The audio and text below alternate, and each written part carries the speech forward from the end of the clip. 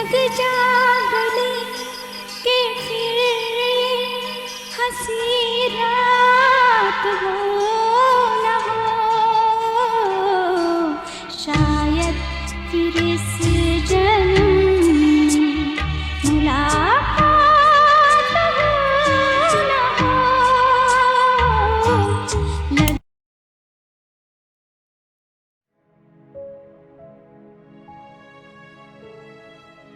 आप भी ना दिन भर गाने सुनते रहते हैं। बस कीजिए, अब दिन ढलने को आ गया है और आप है कि दादाजी पकड़ो, ये दादाजी पकड़ो, ये दादाजी ने क्या छोड़ा, दादाजी पकड़ो, पकड़ो, ये दादाजी ने क्या छोड़ा, क्या छोड़ा। अरे देखो कैसे मस्ती कर रहे हैं बच्चे।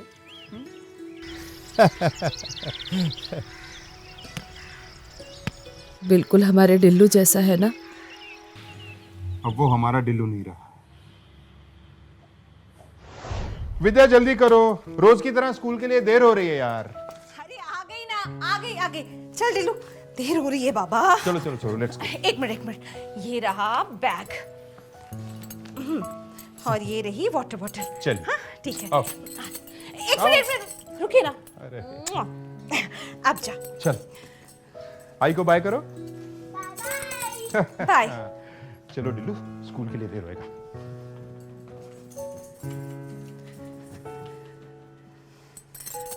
बाय।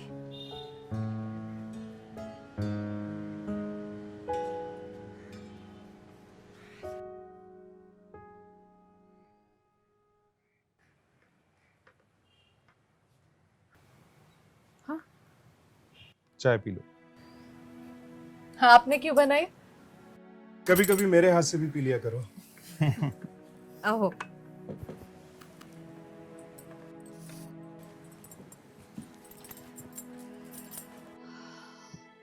साल कैसे गुजर गए कुछ पता ही नहीं चला। कहाँ एरोप्लेन घर लाने की जिद करने वाला हमारा नन्हा से बिल्लू, और उसी एरोप्लेन में बिठाकर हमने उसे दूर देश भेज दिया। आप ही तो भेजना चाहते थे उसे विदेश पढ़ने के लिए। अपने से भी ऊंचा उड़ते हुए देखना चाहते थे उसे। ताज्यासाठी काळजावर दगड ठेवला ग। इकलौते बच्चे के बिना दिन और रात दोनों काटना मुश्किल हो जाता है, जिसे हम एक पल के लिए भी अपनी आंखों से दूर नहीं देख सकते थे, और जितने सालों से वो विदेश में हमसे दूर। छोड़िए ना, अगले हफ्ते आ रहा है ना वो। उसके आने के बाद हम अपना सारा टाइम उसी के साथ बिताएंगे। बस अब कुछ काम नहीं है। रिटायरमेंट के बाद कुछ करने को बचा ही नहीं है। बेटा जवान हो गया है, बिजनेस मैनेजमेंट का कोर्स खत्म करके आएगा ना, बस उसके बाद वो बिजनेस करेगा। और एक बार उसकी शादी हो गई तो हम दोनों रहने के लिए सांगली चलेंगे। अपने बेटे से फिर से दूर रहने का इरादा है आपका? मैं कहीं नहीं जाऊंगी। ऐसे नहीं, बस लेकिन वेकिन कुछ नहीं, और अपने लाडले के आने की तैयारी कीजिए। ना सामान लाना है मुझे, पूरन पोली, चिवड़ा, लाडू, सब कुछ उसके मनपसंद बनाऊंगी मैं, सब कुछ। वाह रे वाह, बेटा आ रहा है तो उसकी पसंद का सब कुछ बने, और पति की पसंद का कभी कुछ नहीं बनता। हो, जैसे आपको तो मैं कभी आपके मनपसंद कुछ खिलाती ही नहीं हूँ।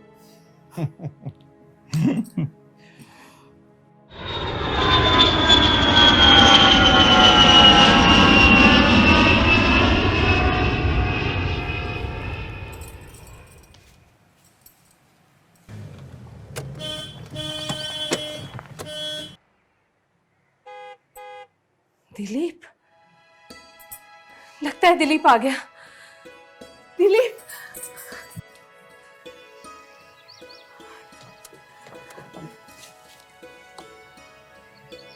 आई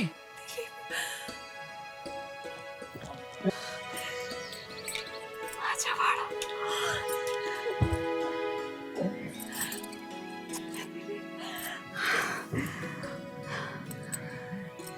दिलीप, चल अंदर चल। कशी आहे? मस्त। खा, अच्छे से खा। बाबा खाओ ना, आई के हाथ की पूरन पोली तो ऑल टाइम हिट है। विद्या, वो हॉर्न सुनते ही बाहर आ गई ना, तो थोड़ी सी जल गई है। थोड़ी सी खाओ चुपचाप, फेंक थोड़ी ना सकती हूँ। फेंक नहीं सकती तो मुझको दे दिया। अरे मैं क्या यार। खाओ ना चुपचाप। कितना दुबला हो गया है, वहां कुछ खाने वाने को नहीं मिलता था क्या? मैं खिलाऊं क्या अपने हाथ से? हाँ ले।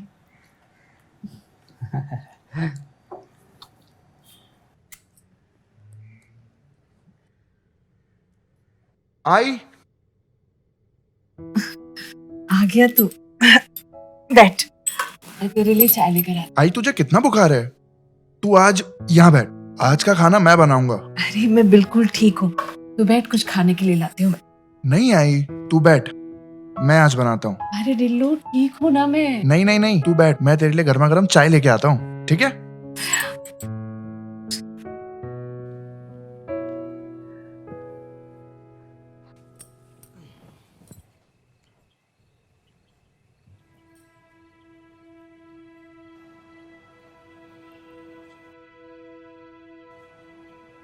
बहू पसंद है?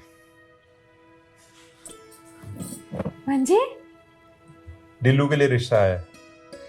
लड़की ने एमबीए किया है। डिल्लू को फोटो दिखाओ, अगर पसंद हो तो बात आगे बढ़ा सकते हैं। वैसे मेरी उससे बात हुई थी, अगर उसे कोई पसंद हो तो।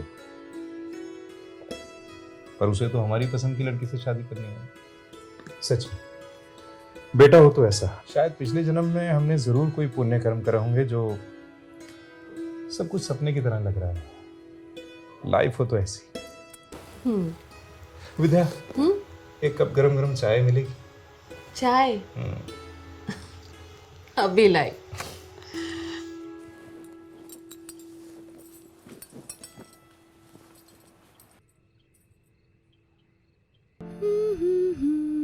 बहना पैसा दो ना।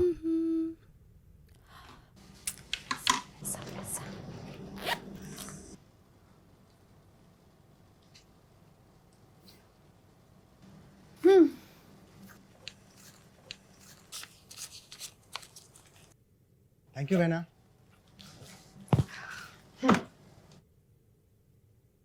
नेहा, तूने ना अपने भाई को कुछ ज्यादा ही सर पे चढ़ा के रखा है।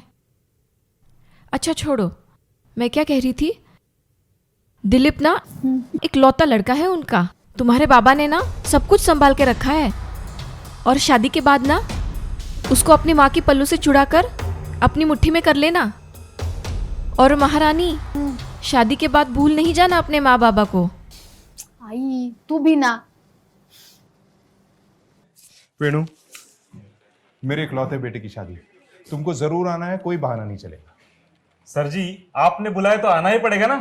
अरे अपने क्लब के सारे दोस्त आने वाले हैं, खूब हंगामा करेंगे। मैंने सबके खाने का स्पेशल इंतजाम किया। क्या बात है, यानी दिलीप के शादी के चर्चे तो बरसों तक चलेंगे। बिल्कुल। देख यार, सब दोस्तों की शादियों में दावतें उड़ाई हैं, अपनी बारी आई है, देना तो पड़ेगा। अच्छा मैं चलता हूँ, रिश्तेदारों के और काट देने। ठीक, चलो। देखिए सरनाइक साहब, मैं ना ये शादी के फिजूल खर्चे में ना विश्वास नहीं रखता हूँ। वो मेरे उसूलों के खिलाफ है। तो ऐसा करते हैं ना, आप अपने 100 लोगों को बुलाइए और मैं अपने 100 लोगों को बुलाता हूँ। कैसे रहेगा? हाँ?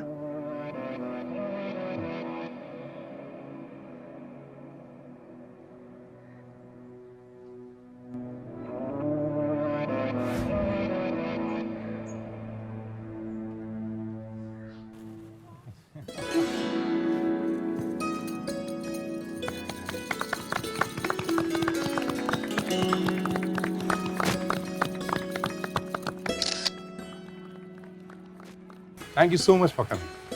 सर जी ठीक है।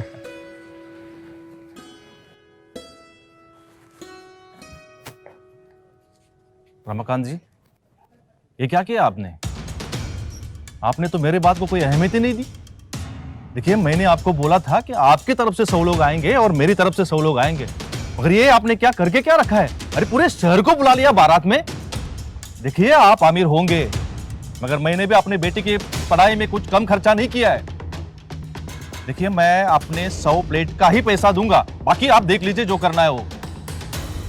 तुम्हारे बारे में मैंने बिल्कुल ठीक सुना था विश्वनाथ। मेरे बेटे की शादी हो चुकी है, उसका दिल नहीं तोड़ सकता हूं मैं, लेकिन तुम्हें इस शादी के खर्च के लिए 1 रुपए देने की जरूरत नहीं। लेकिन एक बात सुन लो, आज के बाद ना तो मैं तुम्हारी दहलीज पे कदम रखूंगा और ना तुम मेरी दहलीज पे रखोगे। ये तमाशा इसी वक्त खत्म करते हैं।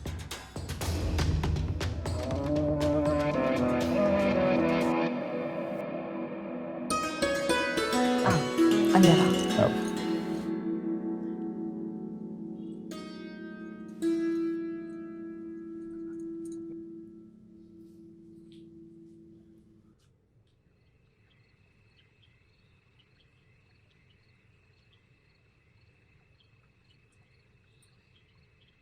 क्या हुआ?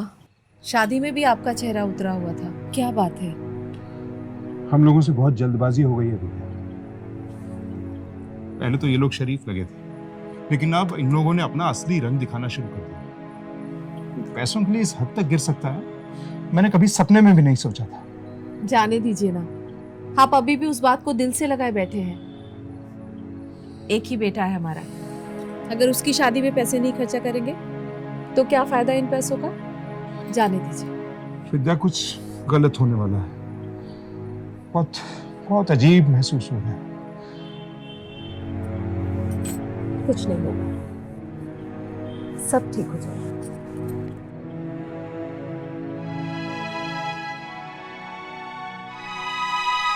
कांदा पोहा तुझे बहुत पसंद है ना? देखो, खूब सारा बनाया तेरे लिए, अच्छे से खा। विद्या, मुझे भी भूख लगी है। आओ थांबा ना, दे रही हूँ। रुको दिलीप, इतना ऑयली तुम्हारी सेहत के लिए अच्छा नहीं है। इतने साल लंदन में रहे हो, इतना ऑयली खाओगे? देखो, मैंने तुम्हारे लिए कुछ बनाया है, ये तुम्हारी सेहत के लिए एकदम हेल्दी है, लो खाओ।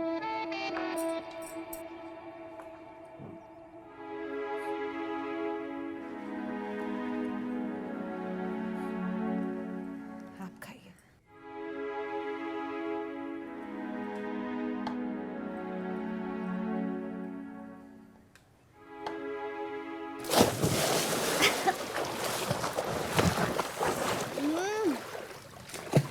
बाबू, एक बात बोलूं? आज घर में कोई नहीं है तो कितना सुकून है ना। आज पहली बार हम अपने स्विमिंग पूल का मजा ले रहे हैं, नहीं तो ऐसे लगता है जैसे स्विमिंग पूल नहीं, पानी की टाकी भर रखी हो घर में।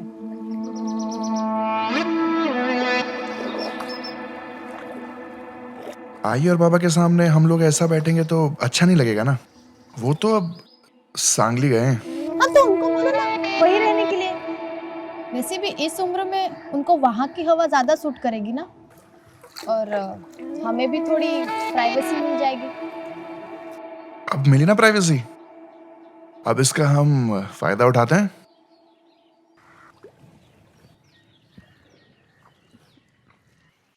आई, ये तो मी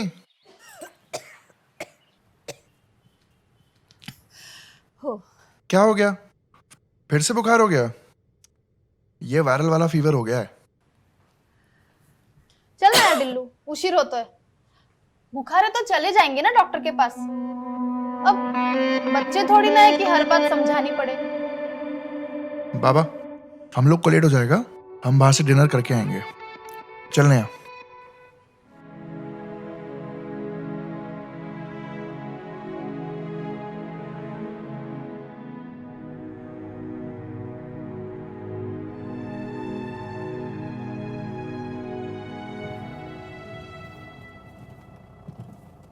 दिलीप, अब तुम तुम्हारे बाप को बोलोगे या मैं बोलूं? नेहा, तुम इकलौते बेटे हो उनके, हाँ? उनकी प्रॉपर्टी पर तुम्हारा हक है ना, और उनके जाने के बाद तो सब कुछ तुम्हारा होने वाला है। तो क्या प्रॉब्लम है अगर अभी सब कुछ तुम्हारे नाम पे कर देंगे तो?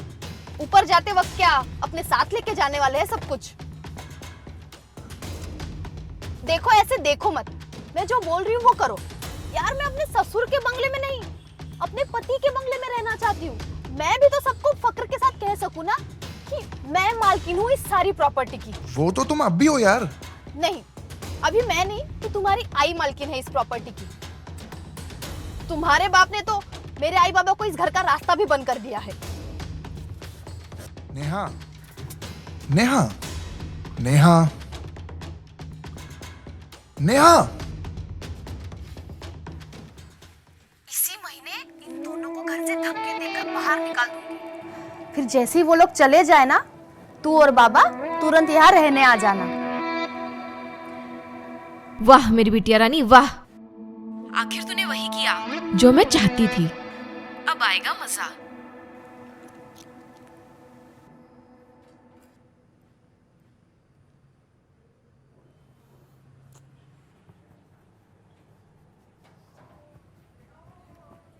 कैसी तबीयत है आपकी? ठीक है। डोंट वरी, बहुत जल्द घर जाएंगे आप। अंकल नहीं आए? हे बघा आले ते। आइए अंकल, आंटी कब से आपका वेट कर रही थी। इंजेक्शन दे दिया अब उन्हें, बस थोड़ा आराम करने दीजिए। 2 घंटे बाद मैं वापस आऊंगी चेक करने के लिए। जी थैंक यू। ओके।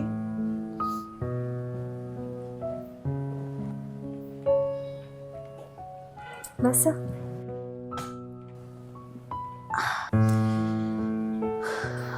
कैसी हो? ठीक हो। आज 4 दिन हो गए, डिल्लू देखने भी नहीं आया मुझे।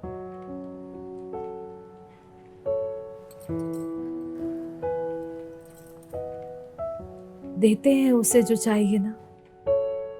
वैसे भी आज तक उसी के लिए तो जीते आए हैं हम दोनों। बिना मांगे सब कुछ दिया है उसे। तो अब बाद में बात।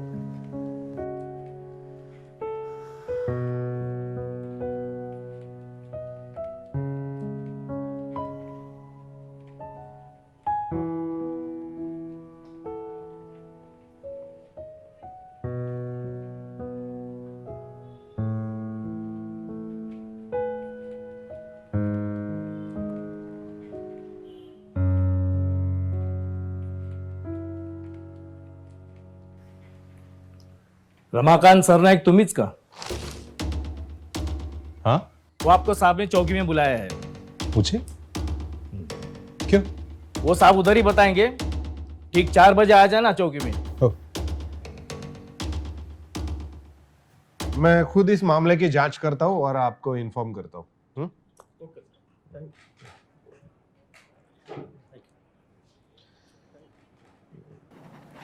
इंस्पेक्टर साहब, नेहा का ससुर। आइए सरनाईक साहब, बैठिए।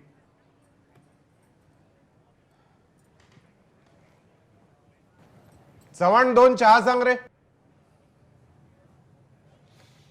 सॉरी सरनाईक साहब, आपको थोड़ी तकलीफ दी। बात ही कुछ ऐसी थी। क्या है कि आजकल सास बहू के हैरेसमेंट के केस कुछ बढ़ गए हैं। आपके बहू ने भी आपके खिलाफ कंप्लेंट दर्ज कराई है। उनका कहना है कि उनके ही घर में उनको बहुत तकलीफ हो रही है। तो आप कुछ कहना चाहेंगे इस बारे में? हमें अपनी बहू से कोई शिकायत नहीं और कोई तकलीफ भी नहीं है हमें अपने घर में। तिनका तिनका जोड़कर हमने अपने प्यार का आशियाना सजाया है। इंस्पेक्टर साहब, 4 दीवारों से घर नहीं बनता है। घर बनता है उसमें रहने वालों से। मैं और मेरी पत्नी, हम बहुत सालों से उस घर में रह रहे हैं। हम दोनों के अलावा अगर वहां कोई तीसरी आवाज थी ना, तो वो हमारे घर की थी। नेहा हमारे घर में बहू बनकर आई। हमारे घर ने उसका स्वागत किया, उसे अपनाया। यहां से कोई शिकायत नहीं है हमें। अगर शिकायत है तो दिलीप से।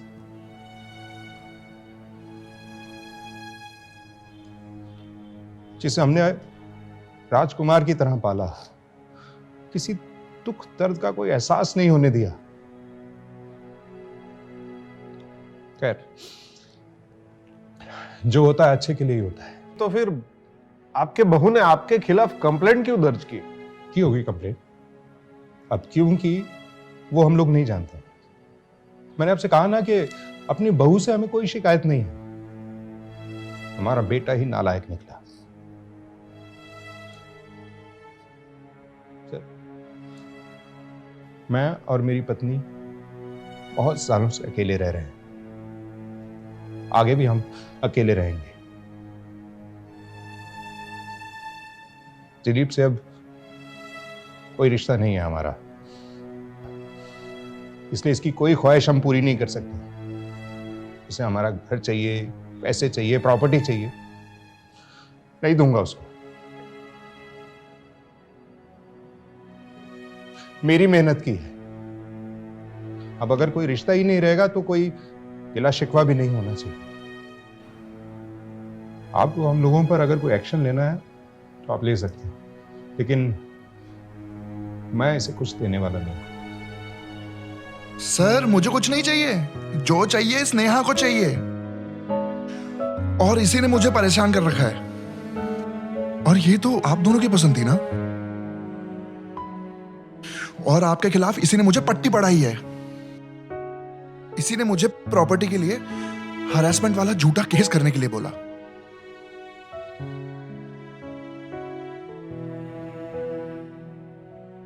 और इसी ने मुझे आपसे दूर करवाया है। और तुम दूर हो गए। और मेरा क्या? मेरे फ्यूचर के बारे में मैं नहीं सोचूंगी तो कौन सोचेगा? मैं मेरा हक लेके रहूंगी बस।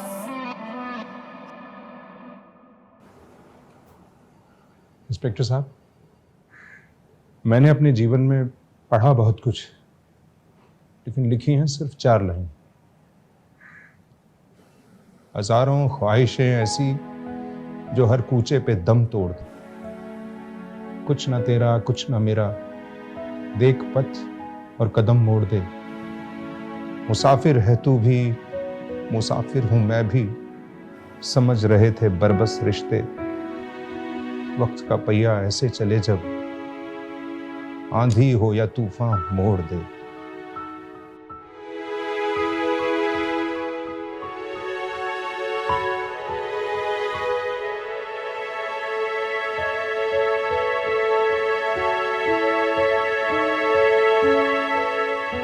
चलो विद्या।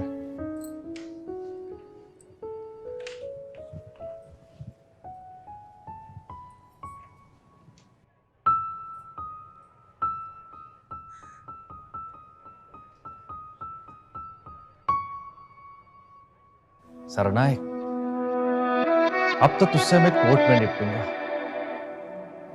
बख्तस तुला कोर्टात।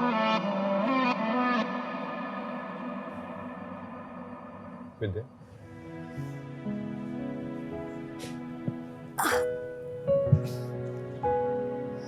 आप? आज तो कोर्ट की तारीख थी, गए नहीं वहां? जाना है। तुम्हारी तबीयत अब कैसी? ठीक हूं मैं।